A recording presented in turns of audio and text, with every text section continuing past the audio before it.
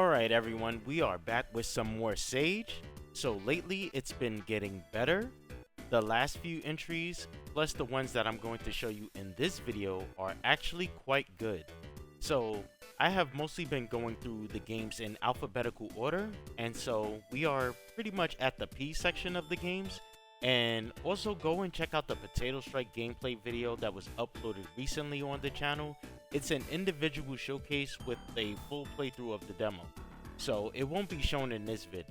Also, if I skipped over an entry, it is because it either didn't work or you had to download the demo from Steam. So I actually plan to do a separate showcase for the Sage entries that you can play through Steam. So we're going to cover that later. So, first game in this session is going to be Princess Pomu and the Five Moons. It is a Metroidvania style game, which is one of my favorite gameplay styles. So, the game opens with a small tutorial teaching you about punches and combos that you can do. Shortly into the game, you will actually acquire a gun, but it has like a limited amount of ammo, so once it runs out, you'll have to throw it away by holding down the B button.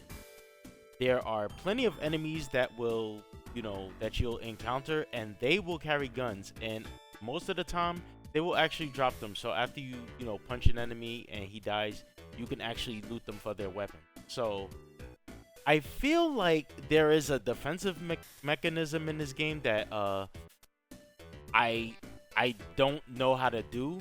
I only assume that because there were times where enemies would like shoot this spread shot, and I had like no idea how to dodge it. It would just cover the whole screen. So I was thinking maybe there was like a block or a dash that you could do to avoid it.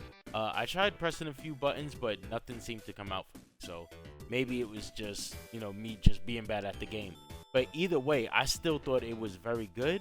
It had controller support, and yeah, like I said, I like this game. The next one is Project Cradle, and it is a 2D high-speed platformer. You play as this bunny robot that moves like on a unit wheel, and you get launched out of this giant robot bunny, and it's just basically zooming after that.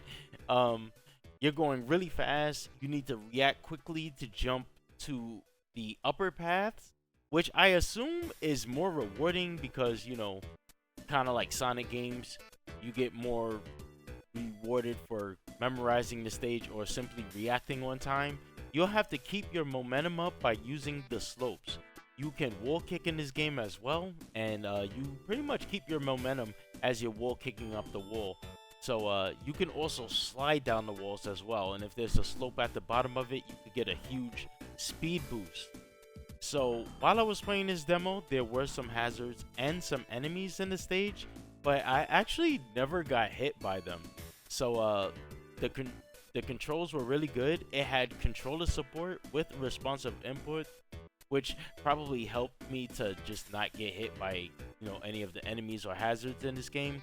I think it was really good. I played about 2 or 3 stages, and yeah, I enjoyed it. Next up is Prototype N, which is a returning entry to Sage. It's been here a few times now, and my review this time may be the same as it was before, because it's freaking Mega Man, and I love it. You jump, you shoot, you can swap between different weapons, although you can only carry 3 weapons at once. I didn't mind this because within the stage you will see, all the different types of weapons, and then you could just swap them out accordingly.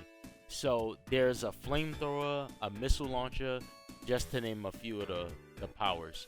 When you use them, your weapon energy will deplete, but you can easily refill them by collecting the items that drops from the enemies.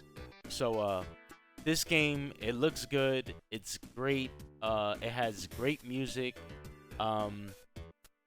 it has a save file feature as well, which is really nice. I think it has about 5 different save file slots, and it also has controller support. So it's just an amazing game overall, probably my favorite entry at this year's Sage, and I really hope to see a full release of this game.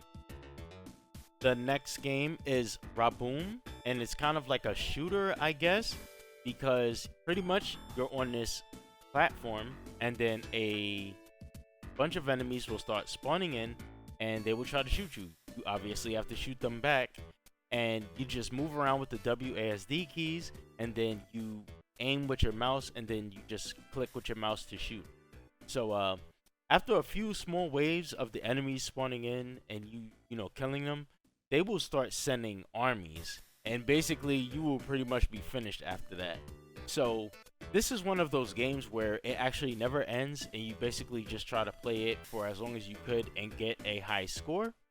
So my only real problem with this game is that the difficulty spikes way too soon. So after killing just a few enemies, they would just start dropping a whole bunch of the enemies at once, and yeah, it just became way too difficult way too soon. Otherwise, I thought it was an okay game. Next game is Ran Slam, and this is a 2D platformer. When you first start this game up, you will actually get a menu asking you which device you want to use for your controls. So I actually clicked on the controller icon, but when the game started, the controller didn't work, but the keyboard did. So I played this demo on a keyboard. The gameplay was smooth. The level design and the enemy placement was also great. So I wasn't actually too stressful playing this game on a keyboard. The goal of this game is simple. You just need to reach the end of the stage.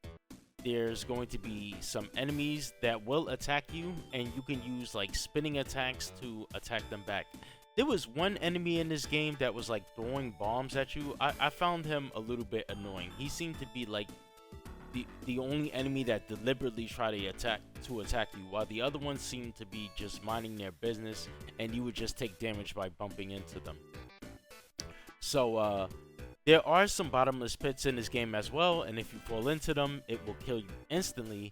However, there was a lot of checkpoints in this game, and most of the times when I died, I just respawned a few feet back. So you're probably not going to have too much difficulty playing this game. So overall, I will say that it was pretty good, and even though it was basic, I personally enjoyed it. The next game is called RAVE ROUGH, and it is a 2D platformer, and I think a puzzle game, because there was like parts in the stage where you have to use these music records that you can actually throw out, and then they float out for like a few seconds, and then while they're out, you can actually bounce on them to reach some higher places. But there's actually a limit to how many of the records that you can carry. You can pick some up within the stage, but I still found myself running out. So I was getting stuck in this area where I think I needed to use the records and bounce off of them to, you know, get to another part of the stage. But I kept running out, so I had to restart the stage. And then, like, if the record hits the wall, it actually breaks, rather than just kind of like staying wedged up against the wall. So I don't know, I personally just had a real difficult time playing this game. I felt like from what I was playing, I felt like it was just a really good game, but I personally just didn't understand it. So I'm not going to say that it's bad. I'm going to say that it's good from what I played, but sadly I just didn't understand what I was doing really. Next game up is called Rebellion Stryker, and it is a 2D run and gun similar to games like Contra and Gunstar Heroes. So the difficulty was pretty fair in my opinion, for the portion that I played at least. There were a lot of enemies attacking, but I felt like every hit that I was taking when I was playing this game was my fault, you know? So I think they used the perfect amount of enemies placed in the stage, as well as, you know, the way that they placed them I thought was really good as well. So you fire with the X button while you're using your controller, and you aim by holding the left button. So there's some moves you can do, like sliding. You can do a special attack, although I think the special attack is limited, so you might want to save it for like if there's a tough enemy on the screen, or if you're in a tight space and you're about to, you know, take some damage or something.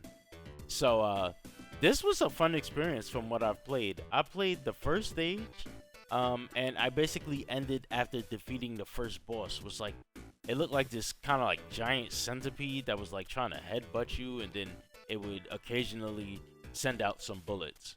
So yeah, I think that this one was really good. Go ahead, give it a try because it has controller support, and yeah, it ran really smoothly. So I am going to shut down here. Like I said earlier, these were some great games. Uh, we got to experience some fun times. I think it's funny how a lot of these games that start with the letter P or R turned out to be really good. Like I said, this was a great session. I think overall, all of these games were great. Even the couple that I felt like weren't really my cup of tea or that I maybe found to be difficult, I still feel like they were just good games, looking at them from an unbiased opinion.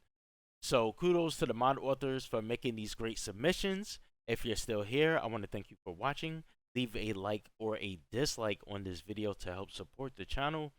Subscribe if you're feeling generous, and I will see you all next time.